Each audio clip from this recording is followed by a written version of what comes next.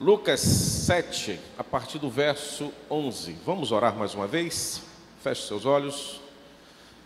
Senhor, obrigado por este momento. Obrigado agora a Deus porque vamos ler a Tua palavra. Se o Senhor não nos ajudar, será uma leitura, Deus, de rotina, como um livro qualquer.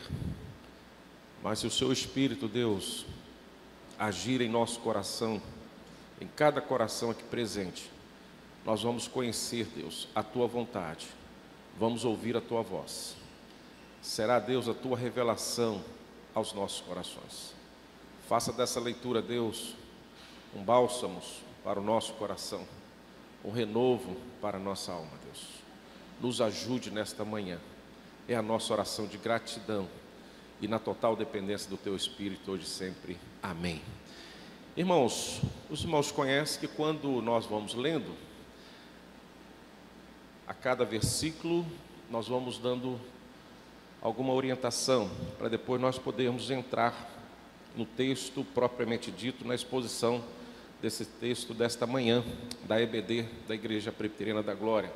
Então, nosso tema é o encontro de Jesus com a morte, baseado em Lucas 7, 11 e 21. Nós temos outros momentos de Jesus, numa situação semelhante como essa, né? Nós vamos ver a ressurreição da filha de Lázaro, de Jairo, e nós vamos ver a ressurreição de Lázaro também. Mas por que esse primeiro texto do filho da viúva de Naim? Segundo os estudiosos, os doutores da palavra do Senhor, é o primeiro milagre de Jesus nessa situação, de ressuscitar mortos. É o primeiro. Então, primeira lição da escola dominical hoje, olha, qual foi o primeiro milagre de ressurreição de mortos que Jesus realizou enquanto caminhava aqui conosco? Qual a resposta da classe? O filho da viúva de Naim. O primeiro milagre de ressurreição. Olha que coisa interessante. Já aprendemos isso, não é isso? Então a aula continua. Vamos embora. Depois vai vir as outras situações lá. Tanto de Jairo, né, da ressurreição da filha, e também de Lázaro lá na frente, que tem pontos muito convergentes. E também nós vamos ver, se der tempo, essa ressurreição do Senhor Jesus no Novo Testamento. Nós vamos ver um pouquinho como que foi a ressurreição de mortos no Velho Testamento. Vocês sabiam que isso acontecia no Velho Testamento também? Os profetas mais ali com Eliseu e Elias, eles também ressuscitaram mortos. Não é isso? Então, o que Jesus vem fazer é algo que o Senhor Deus já fazia, realizava através dos profetas. Mas segunda lição desta manhã, antes do texto, se você olhar direitinho como que os profetas, em nome de Deus, faziam com que as pessoas eram ressuscitadas, havia um drama, uma oração, todo um mecanismo que levava ali algum tempo para que a resposta de Deus viesse sobre aquela oração e aquele clamor. Pode olhar isso. Agora, quando você olha para Jesus, nesse caso, quando nós vamos ler aqui, e na questão também de Lázaro, e na questão de Jairo, lá da filha de Jairo, você vai ver que Jesus só fala assim, vem para fora, e acabou. Porque Jesus verdadeiramente é o Filho de Deus. Ele não está recebendo oração, intercessão. Ele é a própria intercessão em si mesmo. E mostra que ele é o Filho de Deus, o Rei dos Reis, Senhor dos Senhores. E mostra que ele é o sumo sacerdote, profeta dos profetas. É ele que faz a obra diretamente. Mas não impede que nós, em nome de Jesus, também venhamos a realizar as obras que ele mesmo disse que nós realizaríamos em seu nome. Porque Jesus verdadeiramente era o Deus vivo que caminhou aqui entre nós. E nós, como homens, semelhante aos profetas, não somos deuses. Não somos Deus. Fomos achados pela graça e pela misericórdia de Deus.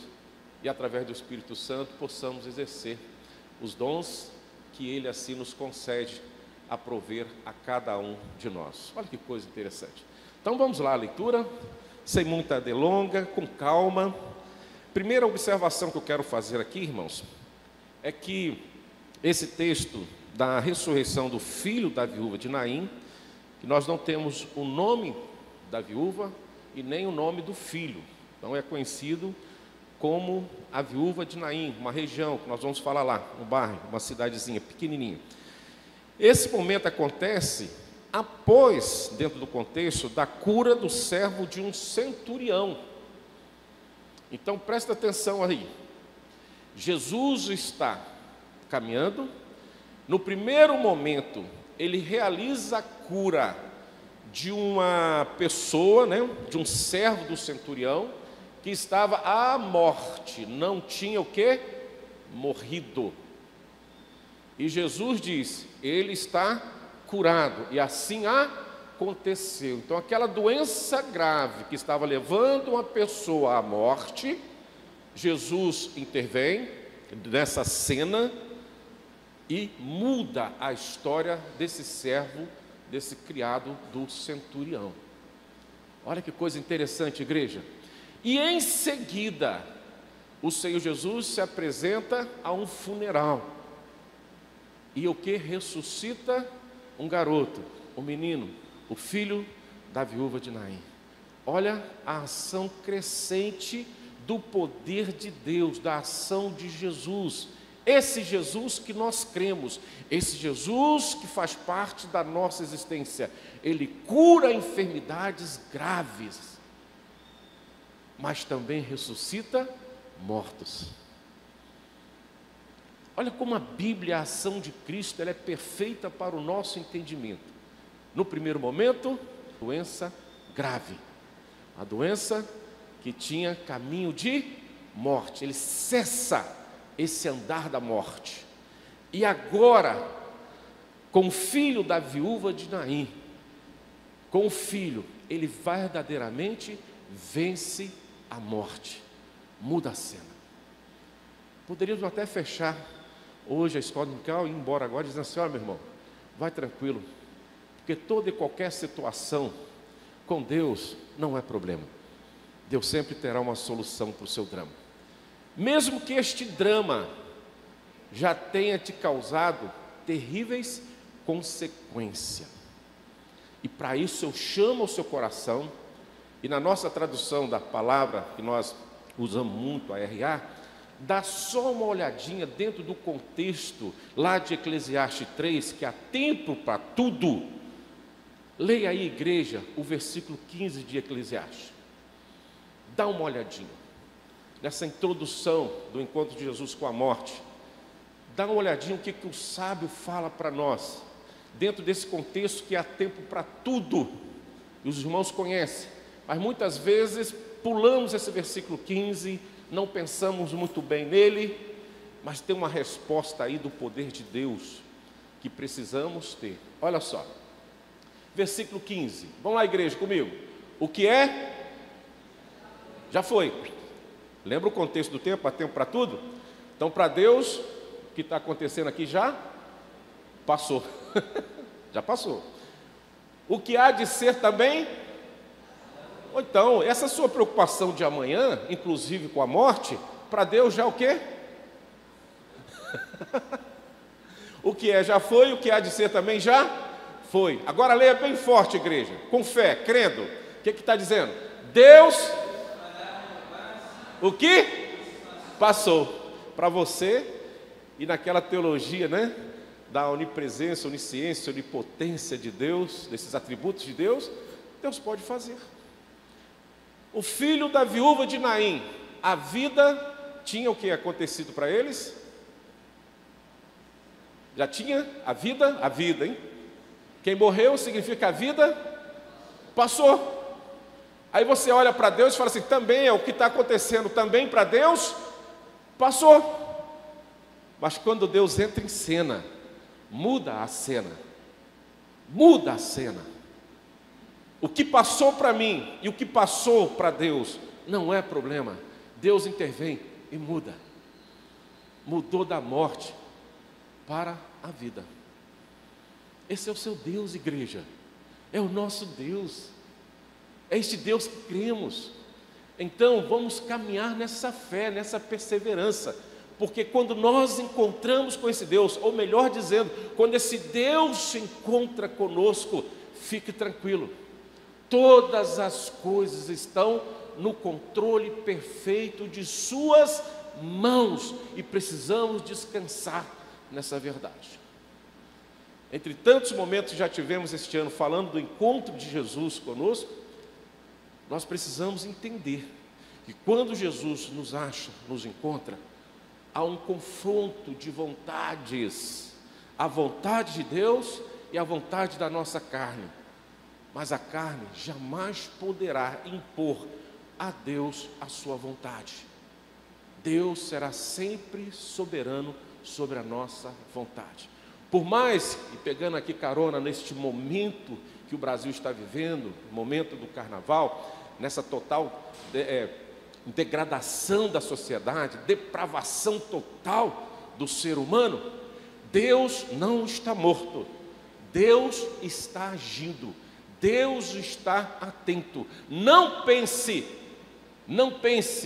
como o presbítero o Franz falou quarta-feira aqui, algumas cidades dão a chave desse período para o rei Momo, dá a chave para o diabo, dá a chave para a morte. Deus tem um controle dessa chave, não importa em que mão esteja, Deus tem um controle dessa chave. É Ele que controla as cidades, é Ele que controla a situação de todos nós. Então, quando Deus chega, quando Ele se faz presente, a cena muda, tudo muda. Se a cena é de derrota, agora vai ser uma cena de vitória. Mas se os nossos inimigos comemoram uma cena de vitória, como está acontecendo agora no Brasil, Deus pode intervir e transformar essa cena de vitória em derrota. Se o Brasil está achando que a alegria é pular um carnaval, Deus faz desta alegria uma tristeza profunda. Porque quando Deus se apresenta, a cena muda, porque nem a morte foi suficiente para continuar na sua cena, para chegar ao sepultamento. Deus se apresentou essa cena de velório, de morte, e o sepultamento não aconteceu. Olhe para a palavra, irmãos, versículo 11, dito isto, depois da cura do servo do centurião,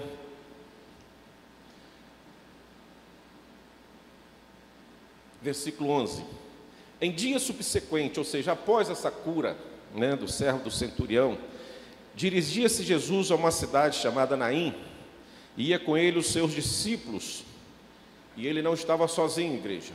Quem estava com ele? Discípulos. Dá mais uma olhadinha na frente, mais quem? Uma numerosa multidão. Então Jesus estava indo para Naim, mas não estava o quê? Sozinho. Outra observação que eu quero fazer aqui, irmãos, isso não foi obra do ocaso, presta atenção nisso. A palavra de Deus tem propósito, não é uma coincidência. Isso aí é intervenção de Deus. Jesus sabia o que estava acontecendo naquele momento ali, naquela cidade. Jesus sabia. E ele foi lá, sim. Ele pegou esse trajeto, sabendo que algo terrível para alguém estava acontecendo, um velório estava acontecendo. Não pense que Jesus saiu após a cura do centurião, saiu a andar, não tenho nada para fazer, vou andar.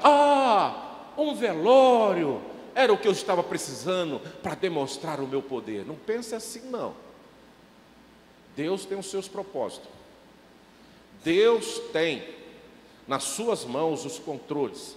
E Deus sabe o que está acontecendo aqui, como Deus sabe o que está acontecendo no Japão, como Deus sabe o que está acontecendo lá na Antártica.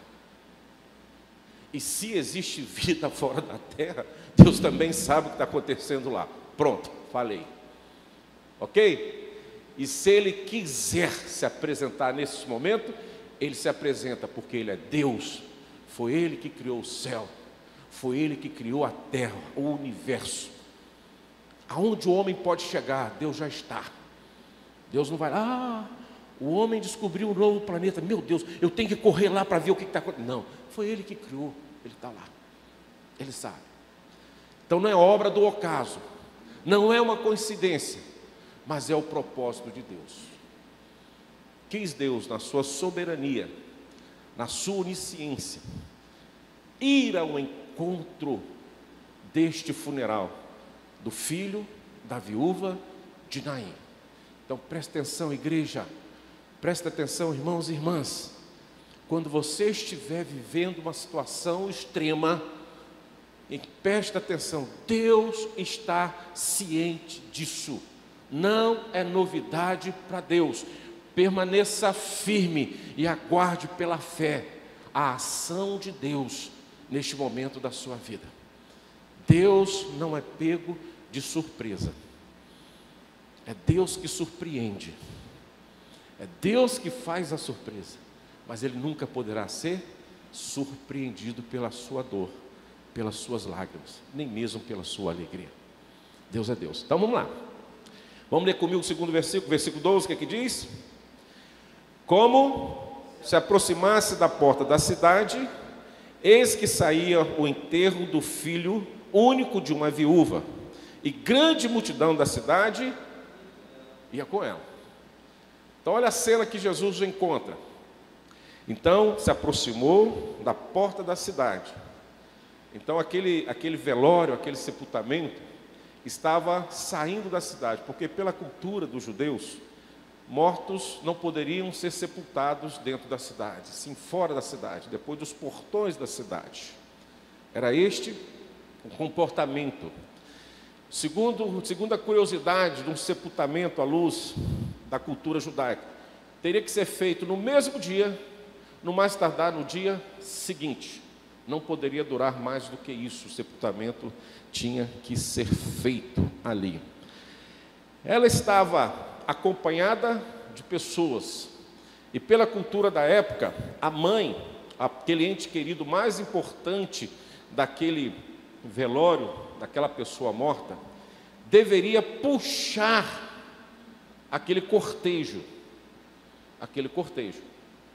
Então deveria ir à frente do esquife, à frente do caixão.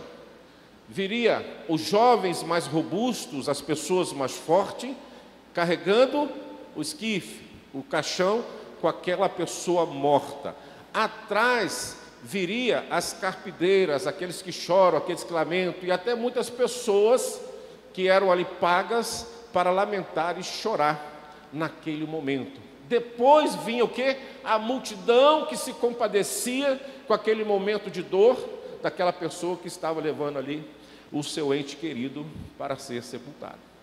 É essa cena que o Senhor Jesus encontrou.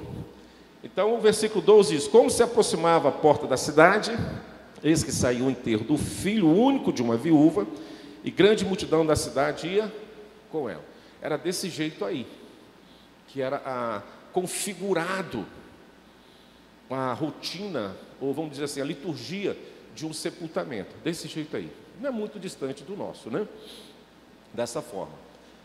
Segunda situação que a gente aprende aqui, o título dessa leitura, ressurreição do filho da viúva. Então significa que seu marido já tinha o quê? Falecido. E o filho agora estava morto. Então, o retrato dessa situação para esta viúva é o seguinte: perdeu o marido, perdeu o seu único filho. Filho único. Então a viúva era agora colocada numa situação social extrema. Por isso que nós vamos ver lá em Tiago falando que a verdadeira religião é o quê? Cuidar das viúvas também. Porque quando elas ficavam sem o marido, quando ficava sem os filhos, ela era jogada à margem da sociedade. Se os outros parentes quisessem absorver e cuidar dela, tudo bem, mas se não quisesse, não teria obrigação nenhuma para com ela. Segundo problema dela, além de estar socialmente condenada, ela não teria mais o quê? A semente da sua geração povoando a terra. Era uma situação complexa para ela. Socialmente, o emocional, perdeu o marido, perdeu o filho. Sozinha no mundo. na total dependência de Deus. São esses pontos que a gente encontra nessa situação. E que não podemos, muitas vezes, fechar os olhos para as pessoas que muitas vezes estão vivendo e vivenciando uma situação semelhante nos dias de hoje, sozinhas por aí, à margem da sociedade. Onde nós agora, como povo de Deus, esse corpo de Cristo visível na face da terra, não podemos esquecer. Não podemos esquecer. E esquecer daqueles necessitados é algo que muitas vezes temos praticado. Na leitura que o Pedrinho fez hoje a respeito dos dízimos e das ofertas, se os irmãos verem o contexto dos fariseus, dos hipócritas ali, que Jesus está falando para ele, ai de vocês, um dos pontos que eles esqueciam era do cuidado das viúvas. Até davam o dízimo, mas esquecia de cuidar daqueles que necessitavam de ajuda. A igreja precisa abrir os olhos. A igreja precisa entender que tudo que nós temos veio da boa mão de Deus e não veio só para nós. Nós precisamos olhar para quem está ao nosso lado e, naquilo que for possível, ajudar, favorecer. Porque não podemos dormir, irmãos. Não podemos sentar numa mesa e nos alimentar, sabendo que alguém muito próximo de nós está vivendo uma necessidade. Jesus sai da sua rotina e vai ao encontro de um velório, onde tinha um problema ali, primeiro, emocional, um filho morto. Mãe, imagina o que é isso. Quando os nossos filhos adoecem, já começamos a tremer. Agora imagina com uma cena viva, presente dessa, uma mãe sepultando um filho. Segundo, uma mãe que agora estaria sozinha na sociedade, viúva e sem filho, sem ninguém para cuidar dela. Jesus conduz os seus discípulos, a sua igreja que estaria assumindo o seu ministério, para perceber e aprender e para fazer. E assim como uma grande multidão que seria testemunha não só do feito do Senhor, mas também seria testemunha do ministério que Jesus estaria ensinando à sua igreja. E uma vez essa multidão sendo testemunha desse ministério ensinado, essa multidão seria o peso da balança para nos julgar se estamos de fato praticando os ensinamentos de Jesus.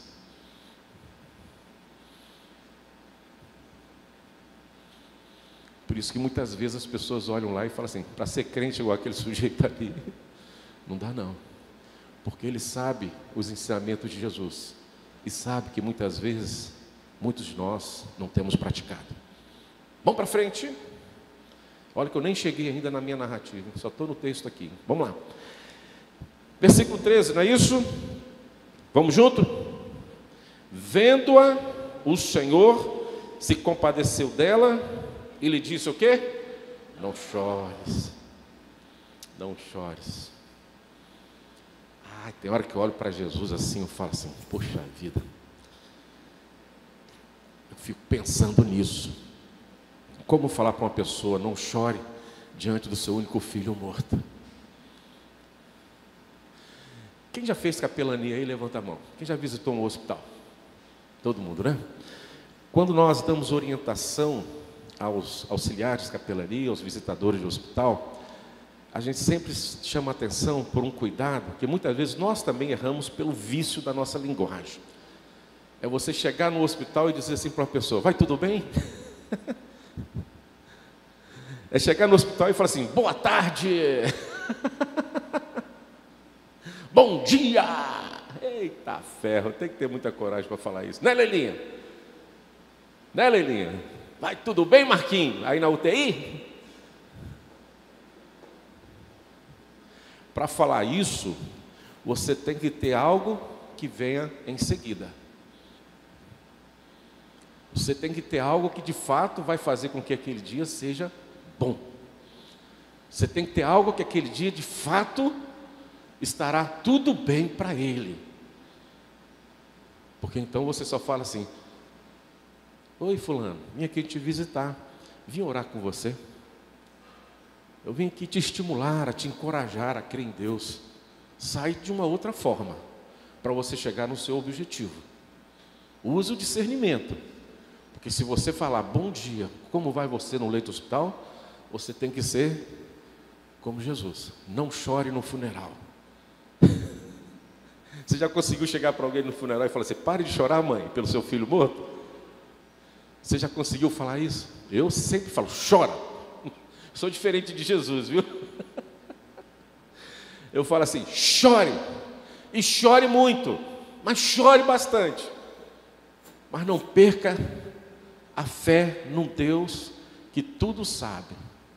Não perca a fé num Deus que continua perto de nós, mesmo quando estamos chorando. Creia que as nossas lágrimas estão sendo agora colhidas pelo Espírito Santo, transformada numa página escrita e revelada ao nosso Deus a nossa dor, aonde do trono do Senhor virá o perfeito consolo para as nossas vidas. Mas Jesus é Jesus, né? Pode chegar no funeral, pode chegar no tanque de Betesda, depois de 38 anos doente, esperando ali uma solução para o seu problema. Falando nisso, aquele homem de Betesda, uma coisa que eu classifico ali é a perseverança dele, né? 38 anos. Então você, meu irmão, que está vivendo aí uma luta, pensa nisso. Ele esperou 38 anos. E Jesus naquele dia foi lá só para curá-lo e voltar. Mais nada. Perseverança, hein? Não desista. Um dia Jesus vai chegar e as coisas vão mudar. Lembra do início? Podia até ter botado esse tema hoje, né? Quando Jesus chega, a cena muda. Vai ficar para um próximo momento. Mas nosso encontro é o encontro de Jesus com a morte. É essa cena de morte que será mudada, que será transformada. O que Jesus falou para a viúva aí, irmã? Não chore. Vou lembrar da cena do funeral. Primeiro quem vinha à frente? A mãe. Depois vinha a esquife, o caixão, vamos dizer na nossa linguagem, sendo carregado pelas pessoas mais fortes. Depois vinha a multidão, o pessoal que chorava, o pessoal que era contratado, quando a pessoa tinha dinheiro para contratar, quando não tinha, o pessoal mesmo ia acompanhando ali. Jesus vinha com quem? Com outra multidão e os seus discípulos. O encontro de multidão, né? O encontro da morte com a vida. O encontro da tristeza com a alegria. E a alegria aí é a alegria de servir a Jesus, não é a alegria do carnaval não, tá? Não inverta aí o polo não, por favor. Não, senão o pessoal vai falar que a alegria está lá e a tristeza está aqui. Ao contrário, a alegria está aqui, a tristeza está lá. Embora você veja muita gente sorrindo lá hoje, mas amanhã a tristeza será certa. Talvez você esteja chorando aqui, mas amanhã a sua alegria será garantida em Jesus. Amém? Olha um confronto. Lembra que eu falo sempre? Quando Jesus nos encontra, há um confronto. A minha vontade, a minha vaidade, os meus desejos, a minha carnalidade, com a santidade, com a vontade de Deus, sempre vai ter um confronto. Aonde, qualquer ambiente que Jesus se apresenta, há um confronto. E se há um confronto, alguma coisa precisa mudar. E se alguma coisa precisa mudar, vai mudar em favor da vontade de Deus e não dos homens. Então naquela cena, Jesus, se ele queria ser eticamente perfeito, numa linguagem hoje, Carlinhos, politicamente perfeito, ele deveria esperar todo aquele funeral passar em respeito, e lá na multidão lá atrás, já que ele não ia carregar o caixão, né? Ele não era parente, ele ficava lá atrás e iria seguindo o féretro até o sepultamento fora da cidade. E lá, depois que fosse sepultada aquela criança, ele poderia chegar até aquela viúva e dizer assim: receba os meus sentimentos, tá? A vida é assim mesmo, tá joia? Virava a costa, opa, fiz o meu papel, né? Consolei os que choram. Jesus nos surpreende de duas maneiras. Primeiro, que ele chega com o coração de uma mãe que está sepultando o seu filho e diz: não chore. Segundo, ele disse para a multidão: eu não vim aqui compor essa cena de choro, de sepultamento. Eu vim aqui para mudar a cena. Eu vim aqui para ter um encontro com alguém que vai se render à minha vontade e que vocês não acreditam que é possível. Eu sair para vir aqui para encontrar não com a viúva, não com a mãe que chora. Eu vim aqui para encontrar com a morte e dizer para ela: você perdeu. Sai. Sai daqui. Porque hoje não é o seu dia, é o meu dia. Hoje é dia de vida, não é dia de morte. O encontro com Jesus, com a morte. A morte não consegue resistir. Por isso que Jesus, em primeiro lugar, ele chega para a viúva, ele chega para aquela mãe e diz assim: não chore, porque eu posso mudar essa cena.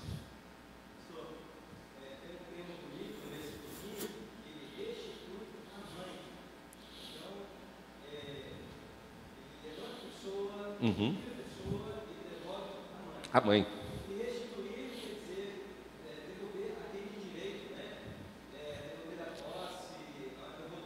Uhum.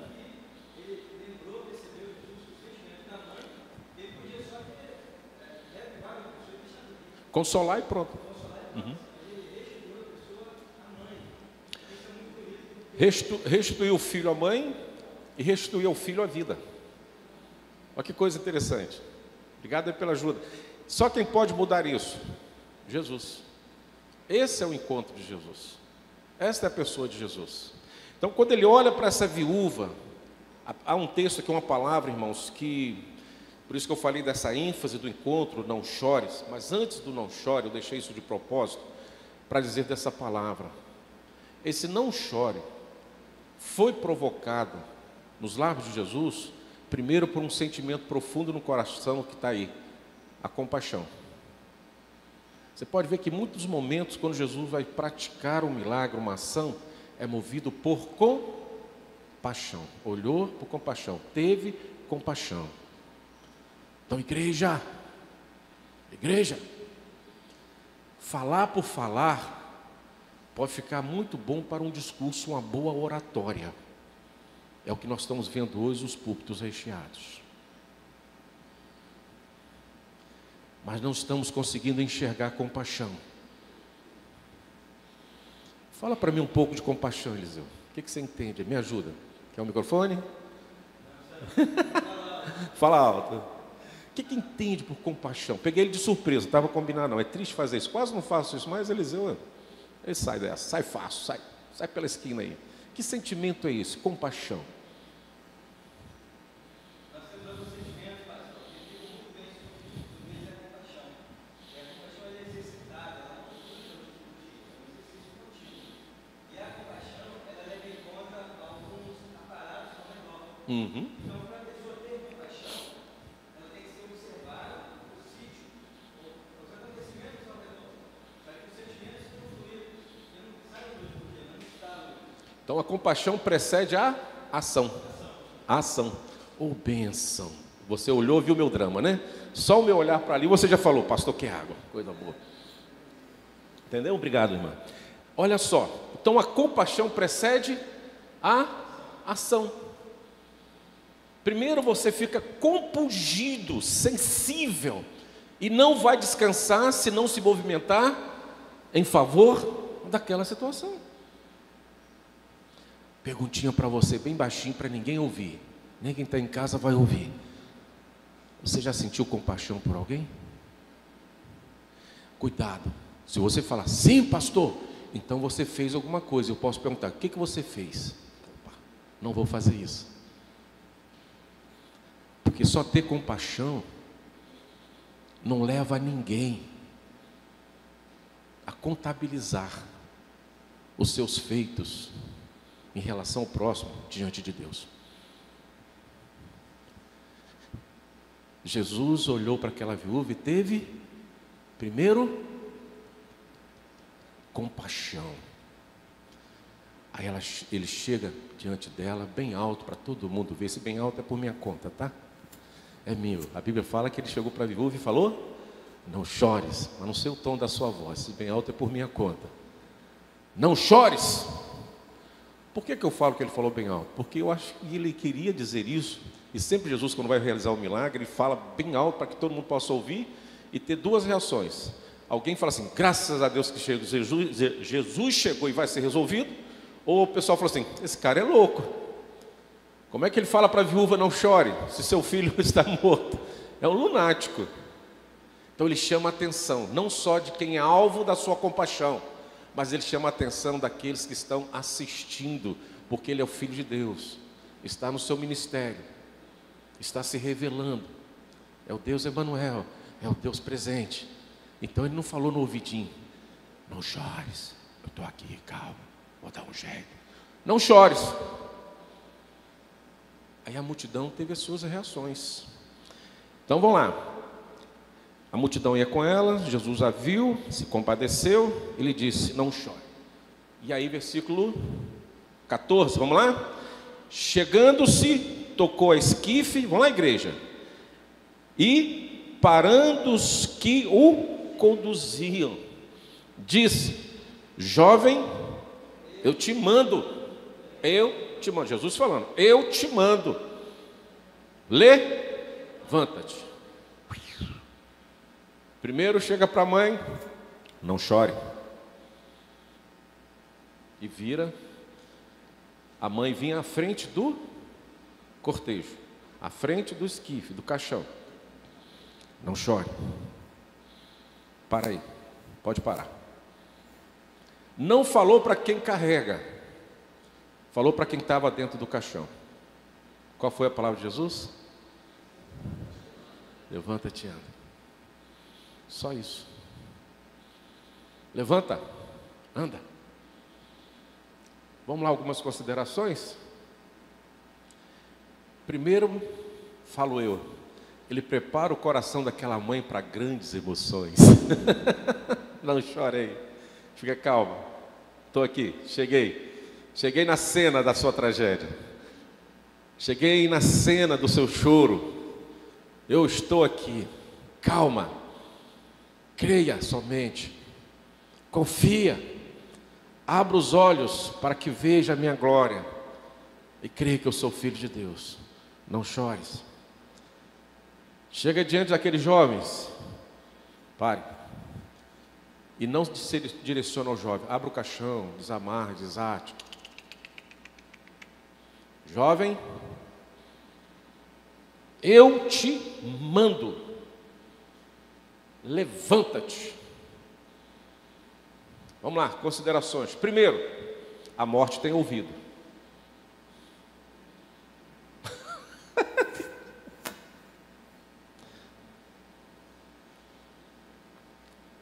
Fala, Rui, para mim.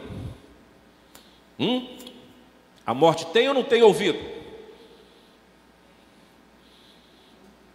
Vocês estão tão tímidos hoje. Por que sois tão tímidos? Esse tema de morte, às vezes a gente fica pensando, né? A morte tem ouvido, irmãos. O problema é que a morte, ela foi gerada por uma transgressão nossa. Chegou uma vez na história da humanidade que o homem deu ouvido à morte, e a morte entrou. Uma vez que a morte entrou pela desobediência e pelo pecado, ela não mais tem ouvido para o homem. Você e eu pode falar para a morte, ela não vai te ouvir. Não vai te ouvir, mas ela tem ouvido, porque o seu ouvido não consegue permanecer fechado quando a voz de Deus se apresenta a ela. A voz de Deus se apresenta a ela. Viu, Carlinhos? Quando Deus fala com a morte, ela é obrigada a ouvir, porque a última voz que a morte vai ouvir é a voz de Deus, e vai se render a essa voz. Para deixar vocês mais tranquilos, até os agentes da morte tenha os seus ouvidos preparados para ouvir só a voz de Deus. Ah, pastor, e dá um exemplo. Eu gosto muito desse exemplo. Vamos lembrar de Jó. Quando Deus chega para o diabo, o agente da morte, e fala assim: pode tocar nele, mas morte não. Morte não. Doença, tudo que você quiser. Leva os parentes, os filhos.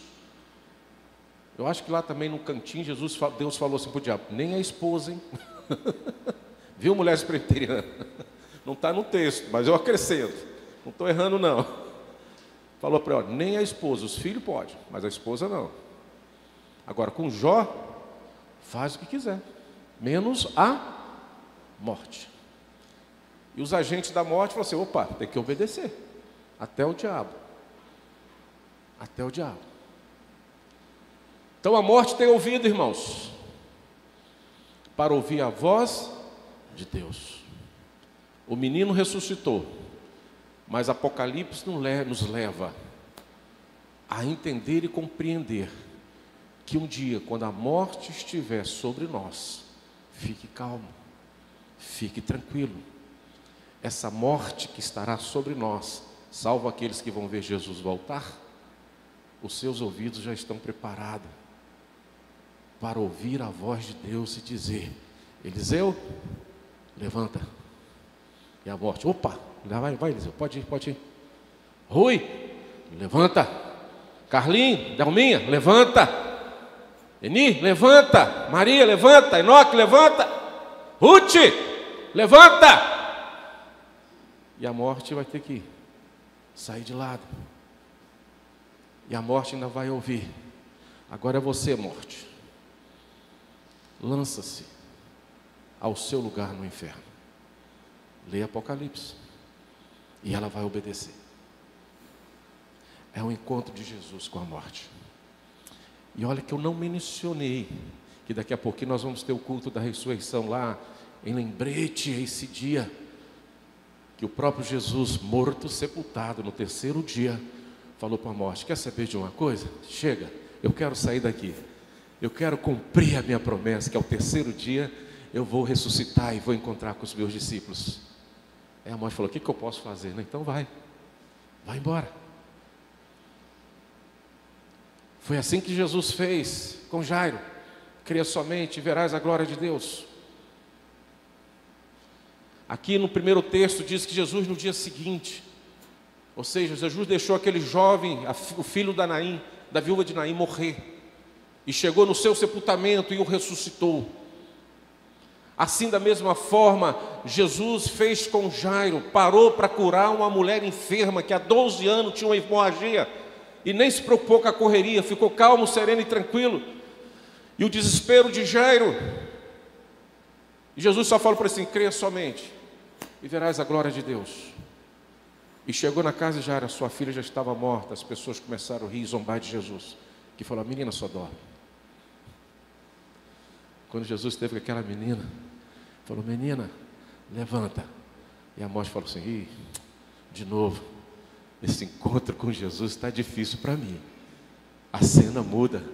Olha lá, quem estava chorando começa a rir. Quem estava zombando, agora, ó, como é que tem um ditado popular que diz? Eu esqueci esse ditado. Quem estava zombando agora ficou sem graça, porque a menina ressuscitou. Depois eu lembro do ditado popular. Quando chegou na casa de Lázaro: Senhor, já morreu. Se estivesse aqui não teria morrido. Senhor, 4 dias, já fede. Calma, vai ver a glória de Deus. Aí eu fico pensando, falo eu, Leilinha, quando Jesus chegou diante do túmulo de Lázaro, estou lá em Lázaro agora, hein? Esquece Nainha aqui por enquanto, depois eu volto para cá. Quando chegou diante do túmulo, a morte lá no túmulo falou assim: agora já era, Jesus, a vitória é minha, já tem 4 dias. A filha da viúva de Naim foi fácil, foi no dia seguinte. A de Jairo foi horas depois. Mas esse aqui tem 4 dias que eu seguro ele aqui, já fede. Jesus chega e fala assim: tira a pedra. Aí os homens fortes que tinham sepultado, fechado, tira a pedra. Ele glorifica a Deus. E diz: Pai, eu sei que tu sempre me ouves, mas isso aqui é para que as pessoas saibam que eu sou submisso à tua vontade, que eu sou o filho de Deus. Então a glória é sua. E ele diz para a morte: morte, libera Lázaro, manda ele para fora, do jeito que ele está, porque quem vai desatar ele são os homens. Você não tem poder. É assim que funciona, irmãos, o encontro de Jesus com a morte. Não importa. Eu estou indo no limite da nossa razão, que milita com a nossa fé, para que você entenda o poder de Deus. E quis Deus que esse tema chegasse nesse período de carnaval, festa da morte. Festa da morte. Porque aqueles que estão sem Cristo, irmãos, estão morrendo literalmente. Literalmente. Mas os que estão com Cristo, lembra disso, não passará pela segunda morte. Haverá ressurreição para a vida eterna. Haverá ressurreição para a vida eterna. Não chore, estão chegando, tocou no esquife, parando os que conduziam, diz: jovem, eu te mando, levanta-te. Então a morte tem ouvido, não esqueça disso, escola dominical. Mas lembre que o ouvido da morte só consegue ouvir a voz de Deus. Até para praticar a sua atividade fim, que é morrer, matar alguém. Mas ao mesmo tempo para devolver a vida a alguém diante da palavra de Deus, da voz de Deus. Não é só a chuva que ouve a voz de Deus. Não é só os espíritos imundos que ouvem a voz de Deus. Não é só as enfermidades. A morte também ouve a voz de Deus. 15, vamos lá, igreja, estamos juntos? Sentou-se o que estivera morto e passou a falar. E Jesus o restituiu, fala Eliseu, a sua mãe, devolveu. Esse é o encontro de Jesus. Há devoluções, há restituições. Lembra Eclesiastes 3,15? O que é? Já foi. O que há de ser? Já foi. Deus renovará ou restituirá aquilo que já passou. Está aí, ó. Está aí. Está aí. Restituiu a sua mãe. A vida que no primeiro momento para nós, pobres mortais, tinha passado. No seu tempo devido, Deus encontra a morte. E a morte se rende à voz de Deus, irmãos. A restituição. Olha que bênção. Todos ficaram possuídos de temor. Glorificar a Deus, dizendo: grande profeta se levantou entre nós, e Deus visitou o seu povo. E aí, querido, essas notícias a respeito dele divulgou-se por toda a Judéia e circunvizinhança. Irmãos e irmãs, estamos vivendo um tempo que este povo que está lá fora, pulando o carnaval hoje, na festa da morte, precisa ver e ouvir o que Deus tem feito em nosso meio. Eles precisam também crer que ainda existem profetas de Deus na face da terra. Aqueles que são usados por Deus para fazer diferença. Aqueles que têm um propósito na sua vida de levar a palavra de Deus e apresentar Jesus àqueles que hoje estão mortos em seus delitos, em seus pecados. E possa haver uma mudança nessa cena. Agora sim, um pecador que está cambaleando para a morte, mas agora ouvindo a voz de Deus através da sua igreja, se rende a esse Deus vivo. Ouve a voz de Deus através da igreja visível e tem a sua vida transformada. Hoje a igreja é instrumento de Jesus, instrumento de Deus, instrumento do Espírito Santo de Deus, para ir até as pessoas que estão vivendo uma situação de morte pelos seus pecados e levar a palavra de Deus a voz de Deus para mudar essa cena daqueles que estão caminhando para a morte. É nós que precisamos dizer isso. É nós que precisamos fazer isso. E quando nós tivemos esse encontro com Jesus, que eu creio que eu tive, você teve, e nós, como servos e servas do Senhor Jesus, nós somos hoje esses profetas que traz a voz do Senhor Jesus àqueles que estão mortos em seus pecados. E em nome de Jesus, com a ação plena do Espírito Santo, para a glória dele, esta cena pode ser mudada, transformada.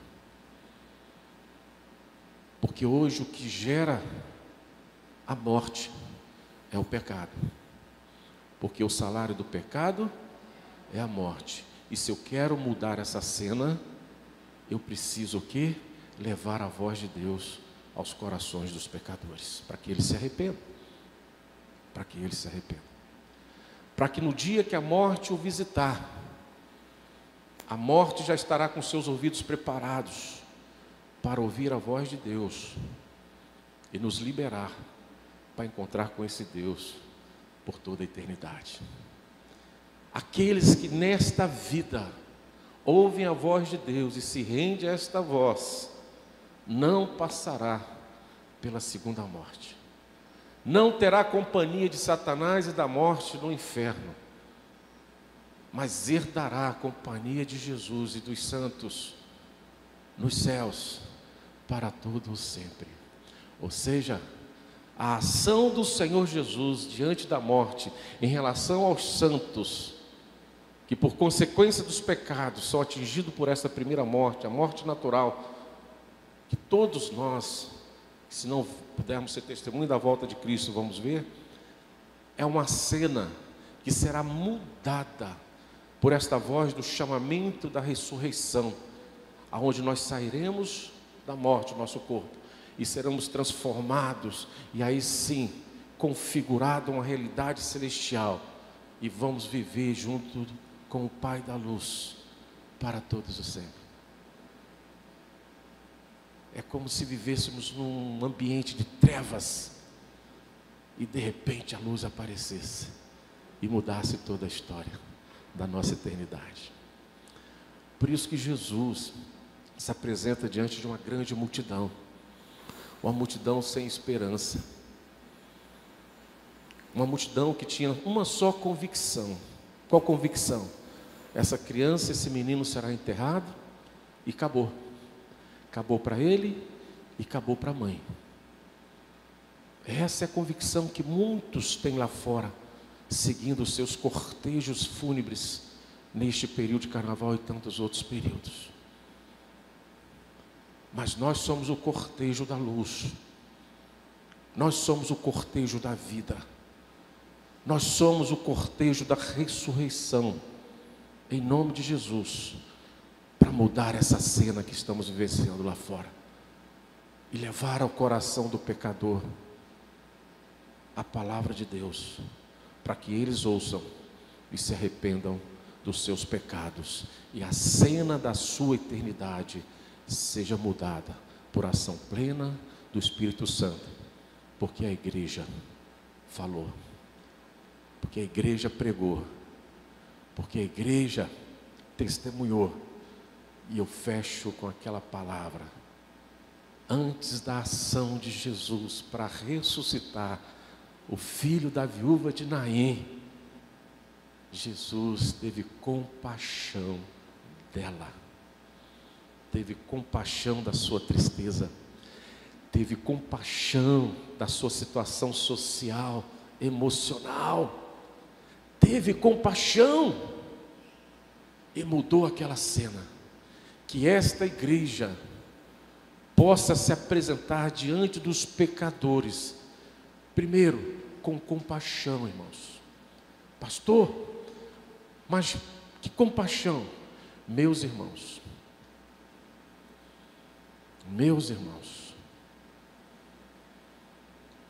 você crê no céu? Olha a pergunta: você crê no céu? Obrigado, meu irmão. Hein? Crê ou não crê? Estamos terminando em 3 minutos.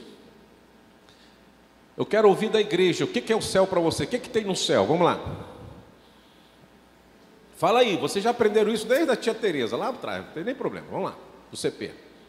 Céu, gente, vamos lá, fala do jeito que você quer. Habitação do trono de Deus, vamos lá. O que tem lá no céu? Lá não entra pecado, mas vocês estão muito simplórios. Meu Deus do céu, o que é isso? Não, quero coisa contundente, quero coisa real. Que esse negócio de religiosidade no céu pode parar. Você já está no céu. Você não vai entrar no céu. Eu quero o que está no céu. O que você vai contemplar no céu, vai ver no céu, vai viver no céu? Para a igreja, por favor. A rua de ouro. Opa, começou a melhorar. Vamos lá.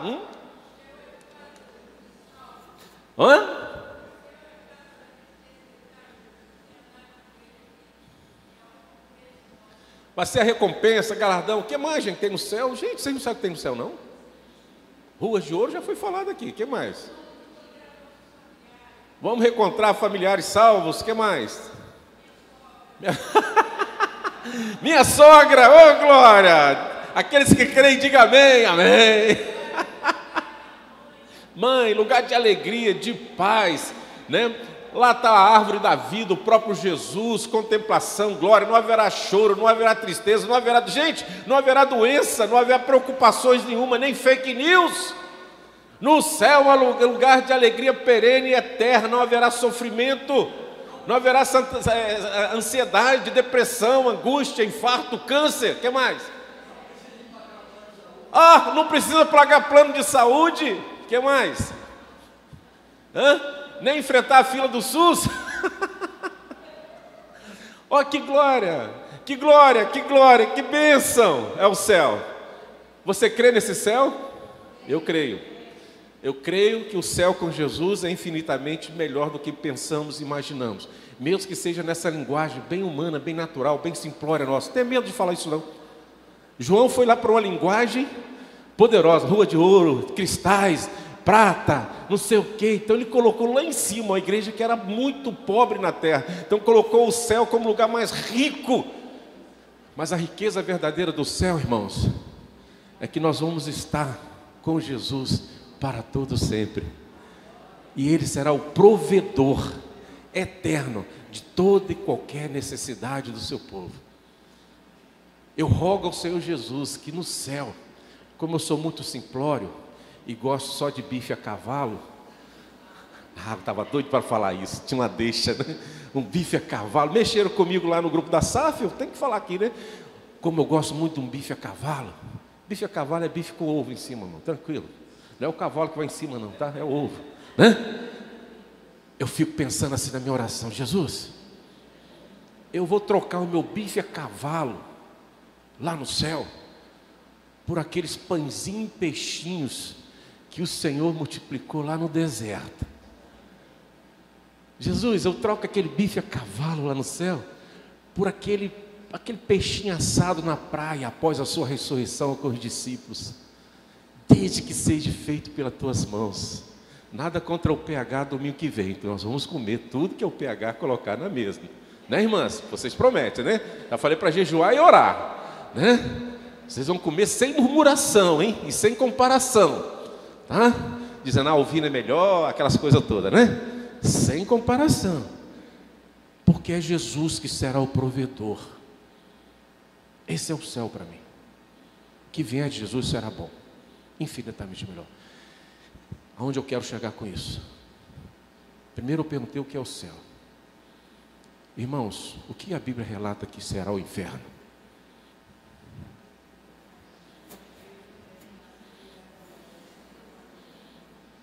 Agora ficaram tímidos, ninguém falou nada. O que é o inferno? Lugar de tormento. Olha, eu vou trazer no próximo EBD, eu vou sair do encontro de Jesus, vou falar assim, o que tem no céu, o que tem no inferno, eu vou falar, hein? Próximo cumprir essa promessa aqui? Eu vou colocar encontro daqueles com Jesus no céu, encontro daqueles sem Jesus no inferno. Vai ficar a palavra encontro aí. Irmãos, o inferno já está preparado para quem? O diabo, seus anjos, anticristo, a morte e o próprio inferno está sendo lançado lá dentro. Assim que é a linguagem de Apocalipse. É ou não é? Né? Está tudo lá. Ranger de dente, dores, um fogo que queima e não consome, vermes que corrói a carne direto, todos os dias, né? Sofrimento eterno. Sofrimento eterno. Lá, esse é o inferno e muitas outras coisas. Vamos voltar, só para a gente fechar. A parábola do rico e Lázaro. Lázaro viveu na terra e em nenhum momento o rico teve compaixão de Lázaro. Não fez nada para mudar a história de Lázaro. Mas Deus teve compaixão de Lázaro e o levou para o seio de Abraão. Não teve compaixão do rico e o levou ao inferno. E levou ao inferno. Irmãos, se nós não tivermos compaixão daqueles que estão aí pulando o carnaval, daqueles que estão vivendo uma vida longe de Cristo, nós também estaremos sendo fadados ao inferno. Eu não posso viver com Cristo se não tiver compaixão de quem está cambaleando para a morte sem Cristo, porque é inferno a sua vida, e eu não posso me alegrar nisso. Eu preciso ser ação, instrumento de Deus, para que essa compaixão me atinja. Aí eu faça como Cristo para essas pessoas: não chore mais, levanta-te, anda, vem para o céu comigo. A igreja caminha como se o céu já estivesse estabelecido entre nós, e não é verdade. Perdemos a referência da compaixão daqueles que estão mortos em pecados. Esquecemos que o inferno já está gerado e preparado para todos eles. Já estamos satisfeitos com o nosso céu. E se eu estou no céu, eu não me preocupo com os outros. Mas lembre-se, vai haver um dia que aqueles que viveram na face da terra sem compaixão pelos perdidos estarão simultaneamente no inferno. Porque não tem como você transformar a vida de alguém em Cristo Jesus se não tiver compaixão por ela.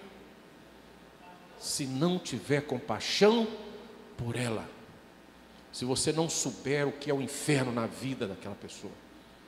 Então nós precisamos mudar este ano a nossa visão, os nossos sentimentos, e começar a olhar para o perdido, ter compaixão e clamar aos céus que nos use para mudar a história, para que eles vivam o céu conosco para todo sempre. Amém? Fala, irmãzinha. Arildo. Arildo. Sou avó de Ana Beatriz de Pecado. E então eu moro no Rio de Janeiro. Eu vim minha casa, eu vim pra cá.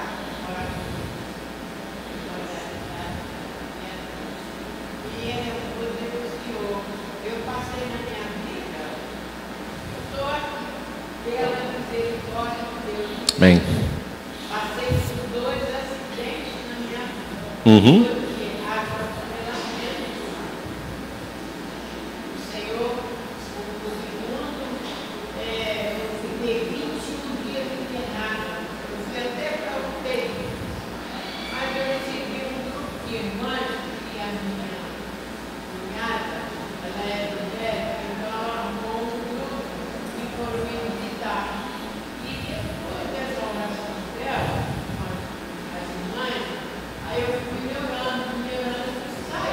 Amém. Amém. Aleluia. Deus agindo poderosamente. Vamos ficar em pé, irmãos. Vamos encerrar essa EBD. 6 minutos depois do horário previsto. Irmã Maria, que Deus continue te abençoando. Deus está no controle de todas as coisas. Você que está vivendo um drama hoje, lembra, Jesus quer te encontrar e mudar a cena da sua vida. Amém?